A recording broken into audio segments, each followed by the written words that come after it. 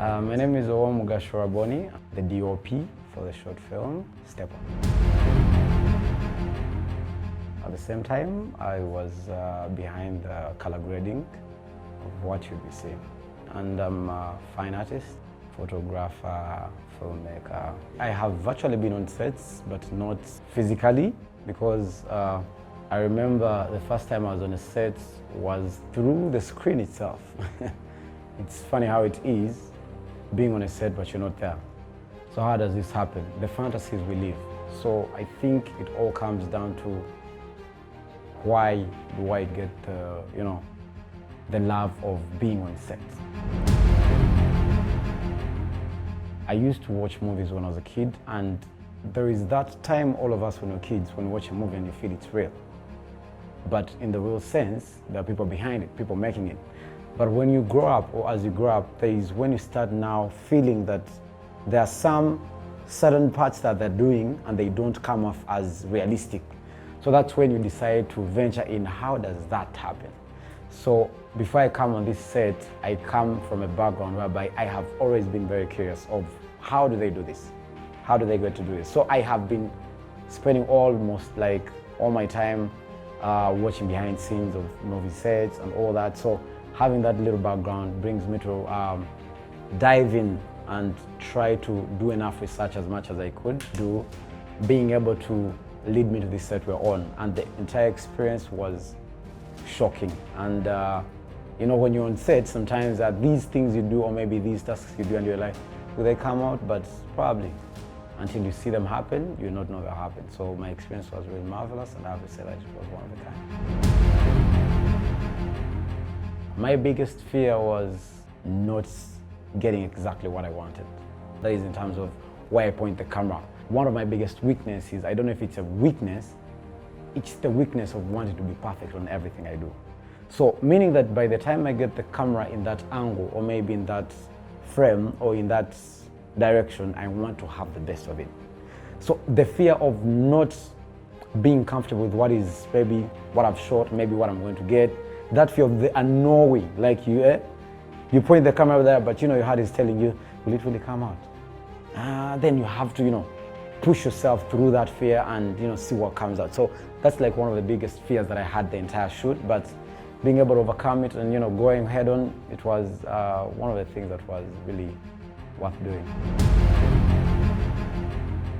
One thing I have to say is never worked under someone telling me what to do.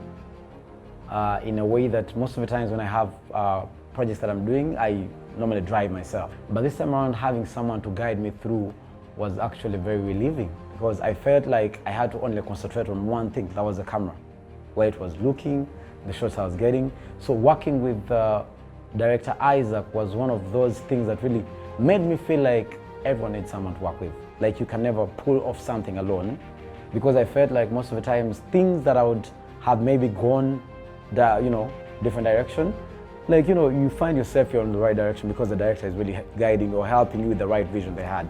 So the experience working with the director was one of the kind that it really got me to realize that most of the times, not the only person who can really do something, there's always someone who can help you on achieving that something even way better. Some of these challenges that we had to go through were what some of us looked at as minor, but me as the director of photography at that time, there is what we call a limitation in terms of what you have. That is maybe, let's say, in the side of equipment themselves.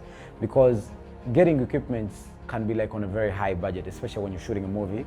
So when you find that there are some certain equipments you want, but you cannot access them because of a budget, it kind of limits your creativity. But at the end of the day, all of that was overcome when we decided to use what we had at the moment. So the creativity of what you'll be looking at of this movie comes from the least any person can get to shoot a movie. So some of you may look at it and wonder, maybe these guys hired the greatest equipment from around, maybe they had to import someone, but I can assure you that everything you're looking at, it's what you call budget. It's anything you can, get your hands on, but the creativity is like on the next level. Now, we were imagining if we had like the right equipment we needed at that time, I'm 100% sure we would have done something even way sick. So some of the challenges could be that, and also maybe the challenge of working with people who are not very used to working with cameras. You know, when you're working with people who are, you know, startups, like people who are new in front of cameras, it's kind of also a challenge. Like, you have to do more text than you're supposed to do. So that means that you're spending more time on scene. But all that was overcome, you know, by patience, and here we are. What I want to say is to everybody out there who is listening, watching, you cannot afford, or you cannot at any point fail to come through for Staple. No matter what it is, if you want to stream it, if it's going to be in screening cinemas, make sure you come through. This is going to be very sick. This is going to be massive. It's one of the unique things we have tried to, you know, incorporate in the film industry in Uganda, and it's a leap forward. One thing I can assure is that everything you watch, every film you watch, it will be worth your time. So make sure you come through, support Ugandan film industry. Please, let's see how we can do this together.